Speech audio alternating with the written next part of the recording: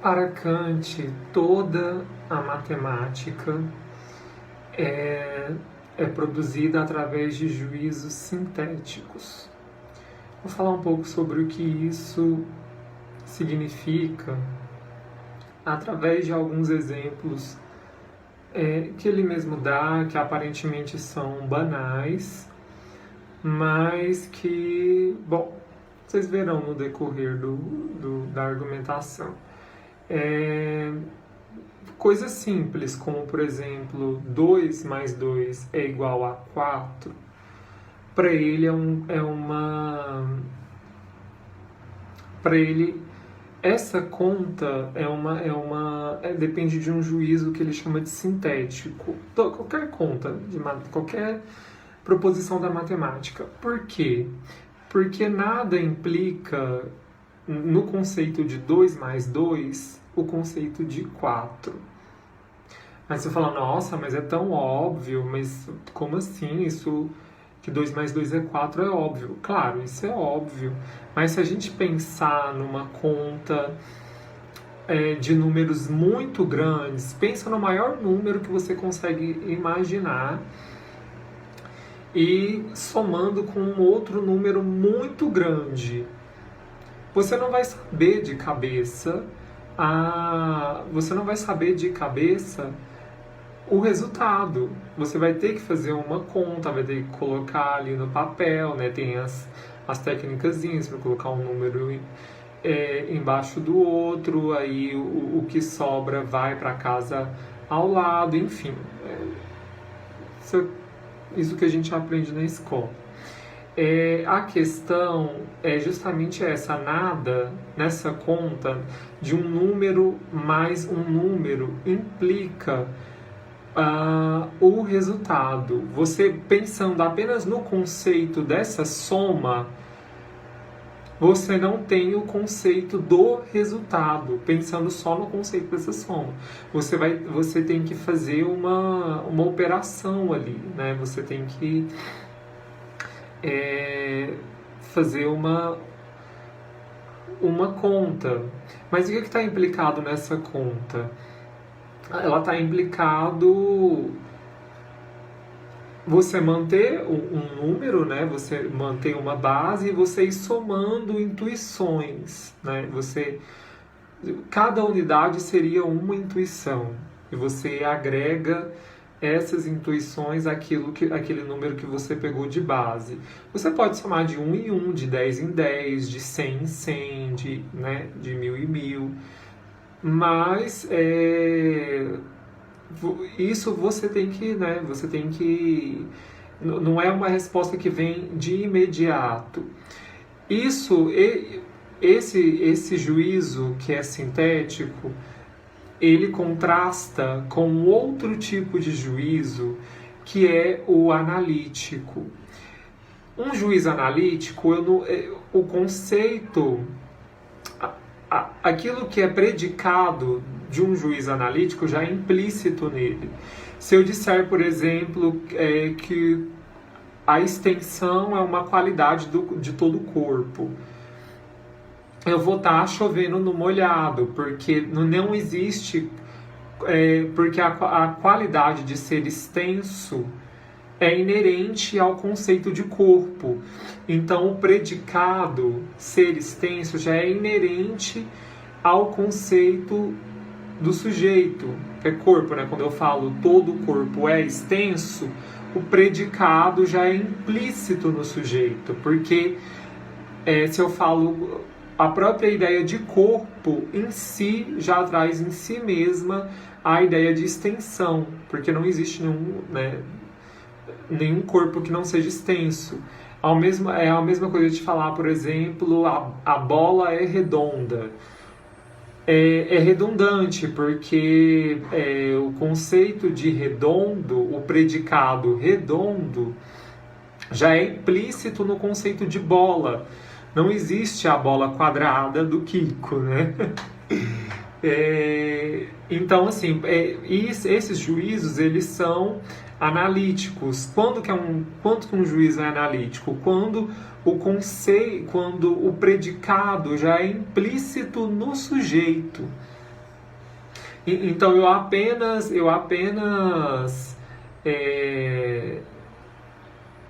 desmembro, eu apenas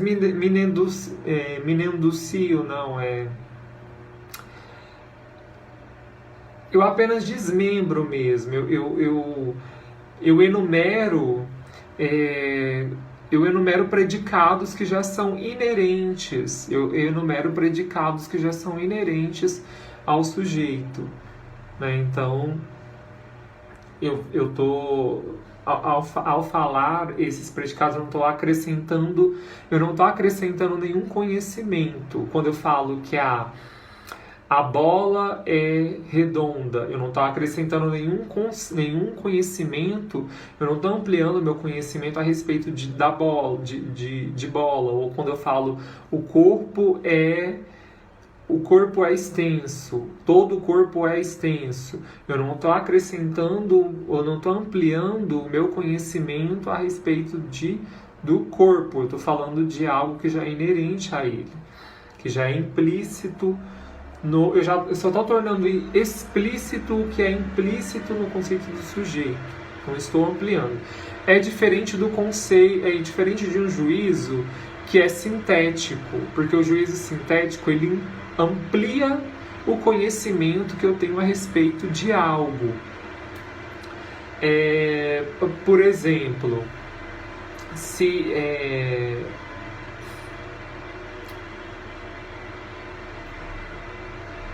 quando eu falo que uma linha é uma reta, eu não estou ampliando o meu conceito de linha ou de reta. Eu estou falando... são duas palavras para a mesma coisa, né? Eu estou falando de uma mesma coisa. Agora, quando eu falo que a reta é o ponto mais curto entre dois pontos, nada no conceito de reta implica que o conceito de reta em si, por si mesmo, ele é um conceito qualitativo, né? Uma reta não é uma curva, por exemplo. Uma reta, ele é um conceito qualitativo nesse sentido. Uma reta não é uma curva, mas nada implica no meu conceito, e isso é um exemplo que o Kant dá, tá? Nada implica no meu conceito nada implica que o meu conceito de reta, no conceito de reta em si, por si mesmo, nada implica que ele seja o mais curto entre dois pontos. Então, para mim predicar que a reta seja a via mais curta entre dois pontos, eu tenho que adicionar um juízo externo ao conceito de reta em si por si mesmo. Então ele amplia, é um juízo sintético porque ele sintetiza uma grandeza, ele sintetiza um conceito de grandeza, qual seja ser o menor ponto o menor caminho entre dois pontos. Ele sintetiza um conceito de grandeza ao meu conceito de reta, que é um conceito qualitativo. Então aí há uma ampliação do meu conhecimento a respeito do conceito de reta. Porque se eu penso o conceito de reta em si e por si mesmo, ele não implica um conceito de grandeza, é um conceito qualitativo. Uma reta não é uma curva, né? Nada implica no conceito de reta em si, por si mesmo, que ele seja o caminho mais... nada implica o juízo. Aqui a gente está falando do plano mental, tá? A gente está falando de como um juízo se conecta ao outro. Como um conceito se conecta ao outro. Através de que tipo de juízo eu conecto um conceito ao outro. Quando eu falo quando eu falo que a bola é redonda, eu não estou conectando nenhum conceito, o meu juízo não está conectando ao conceito de bola nenhum conceito externo ao conceito de bola. Então o meu juízo não está sendo ampliado, porque o meu juízo está conectando, quando eu falo também todo o corpo é extenso, eu não estou ampliando, o meu juízo não está, eu não estou ampliando, eu não estou conectando um conceito externo ao conceito de corpo, porque todo o corpo é extenso, é inerente ao conceito de corpo.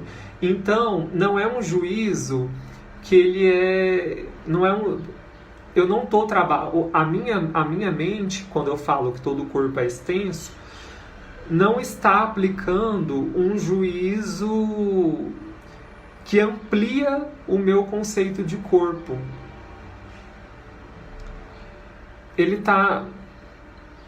O meu juízo está apenas tornando explícito um predicado que é inerente ao conceito de corpo.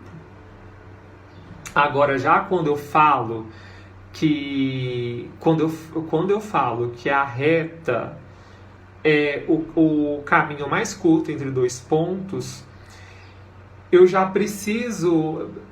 Veja que a questão é a questão do juízo mental sobre e como o juízo associa conceitos, tá? Então, assim, objetivamente, é claro que a gente sabe que a reta é o caminho mais curto entre dois pontos. A questão é que, do ponto de vista mental, quando eu falo reta, quando eu falo corpo, isso já implica o conceito, já implica extensão.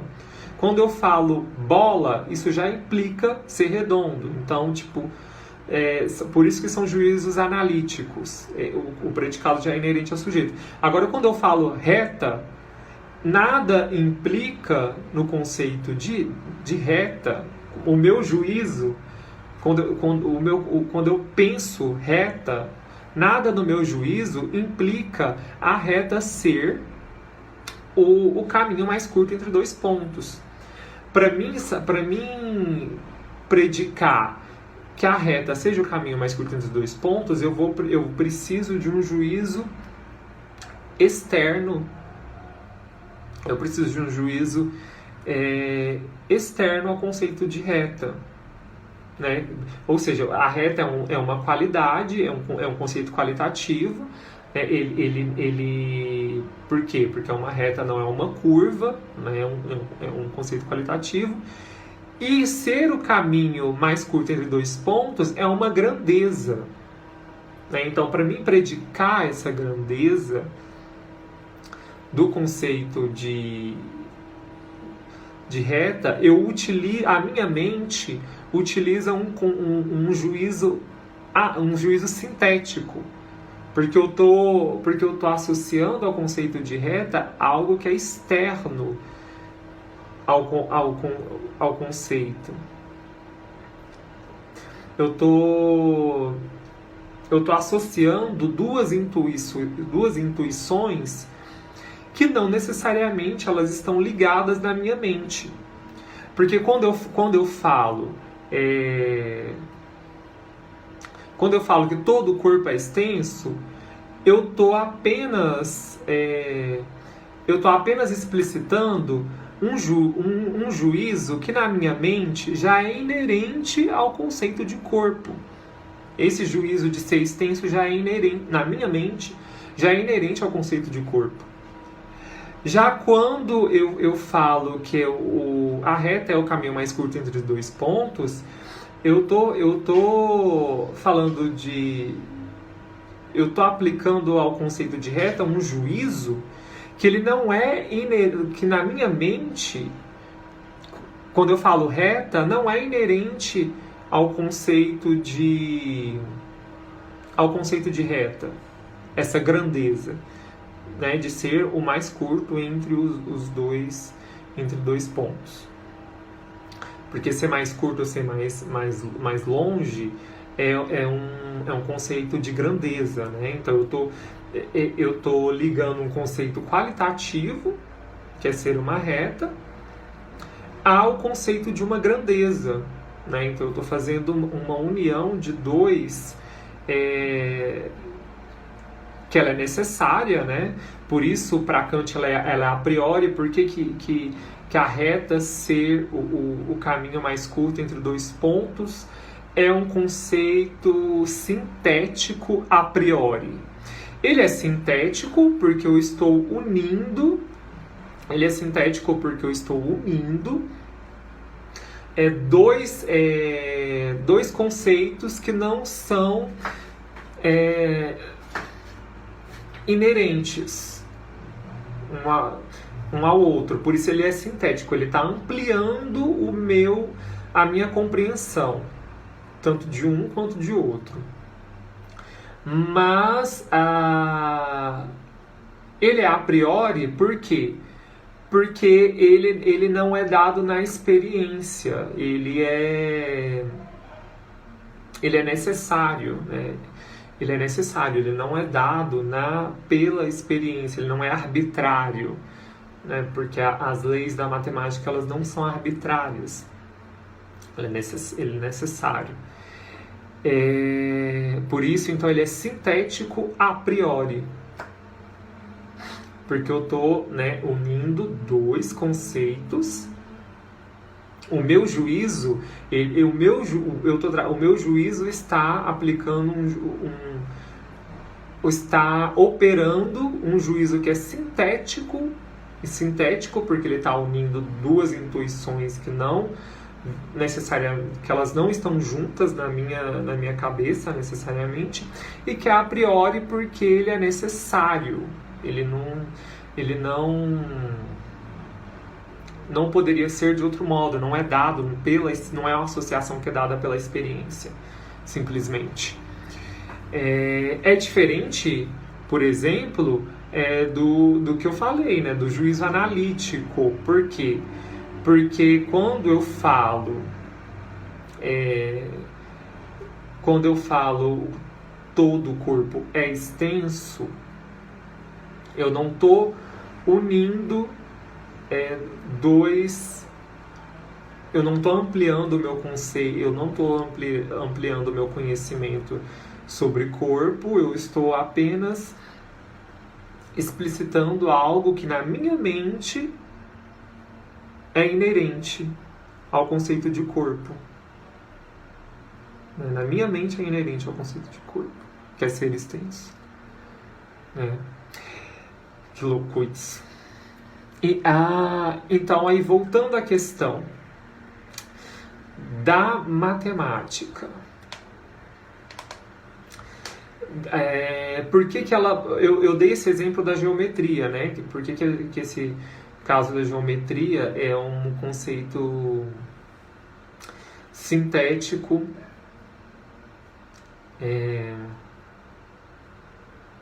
por que a reta ser o caminho mais curto entre dois pontos é um conceito sintético e a priori. Já em relação à soma, por exemplo, as contas, se a gente olha, quando eu falo um número, por exemplo, quando eu falo 1000, eu estou pensando,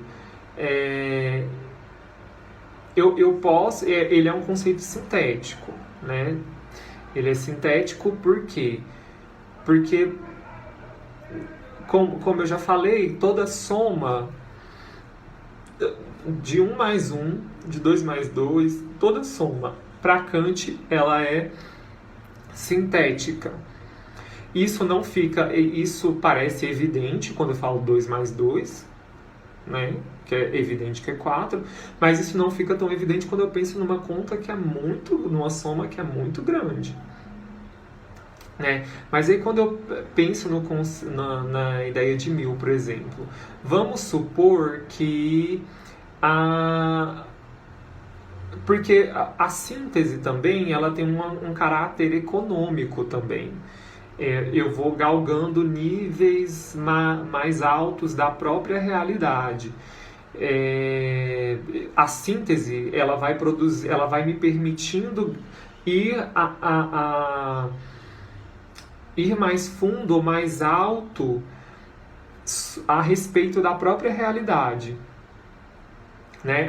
Por exemplo, quando eu associo um conceito de uma qualidade, que é ser uma reta, com uma grandeza, que é ser o mais curto que é ser o caminho mais curto entre dois pontos. Quando eu associo essas duas intuições, eu estou galgando um plano mais alto a respeito da própria realidade, né?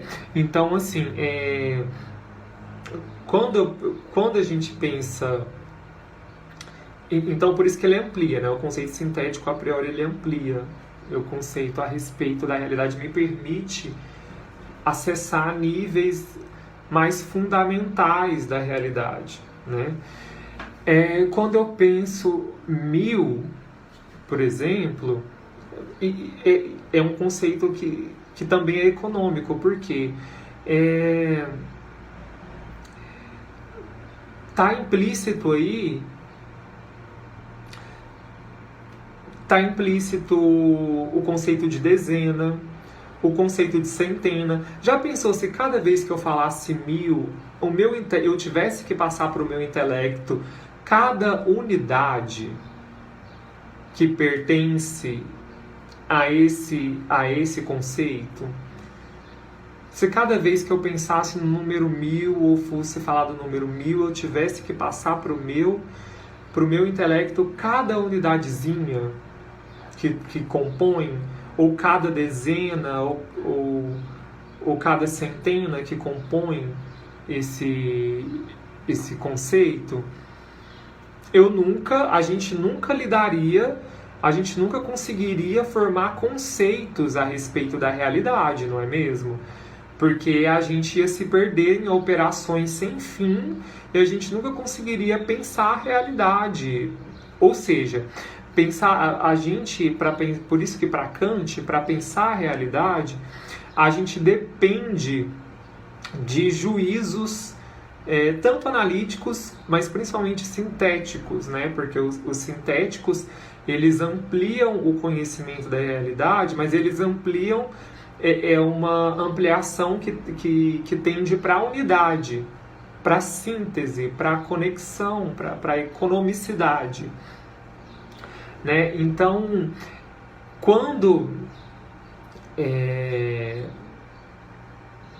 mas aí isso pode nos induzir a ilusões, porque, por exemplo, quando eu falo, não é evidente para a maior parte das pessoas, por exemplo, a seguinte disparidade entre o milhão e o bilhão. Porque 1 milhão de segundos equivale a mais ou menos 11 dias. Já 1 bilhão de segundos equivale a 31 anos, cerca. Ou seja, é uma disparidade enorme, né? E a maior parte das pessoas, elas não... Quando a gente lê em matérias números dessa ordem de grandeza, né?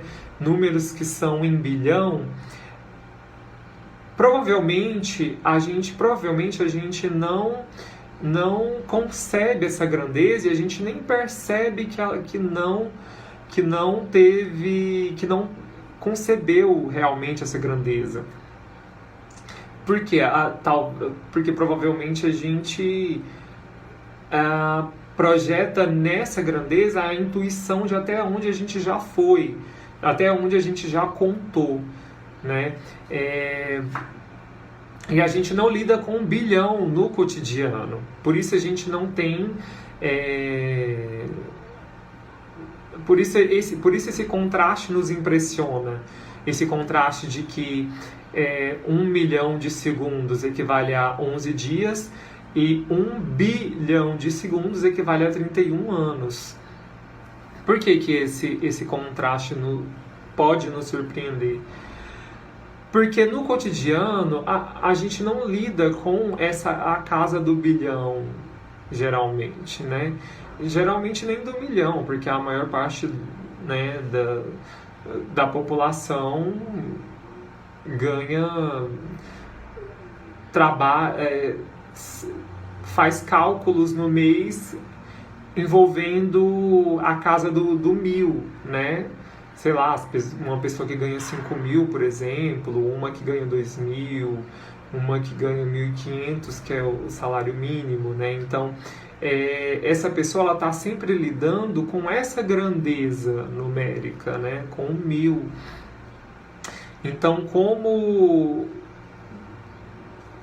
perceber essas grandezas, elas estão ligadas também com o âmbito prático, né? Como a gente não tem muita prática com essa grandeza maior, né? Tão grande que é a do bilhão, a gente às vezes lê esses números em matérias e a gente não se toca que a mente sequer processou aquele número, né, como 1 bilhão. A gente não se toca que a mente sequer processou. É como uma criança, por exemplo, que ela repete. Vamos imaginar uma criancinha que ela não aprendeu a contar, mas ela sabe repetir o número 1.000. Ela fala o número 1.000, mas ela não tem consciência. Ela pode falar o número 1.000, né, mas ela não tem consciência ainda da grandeza implicada nesse número, porque é uma grandeza que implica uma certa quantidade de intuições que ela na escola vai adicionando de um a um, ela vai adicionando, e isso vai produzindo sínteses cada vez maiores, né? Até que uma hora, né, ela vai, com a prática, ela vai conseguir contar de 1.000 em 1.000, de 100 em 100. Ela, né, um adulto consegue fazer contas rápidas envolvendo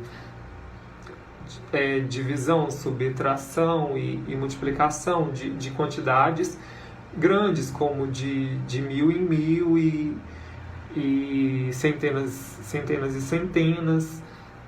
Mas por quê?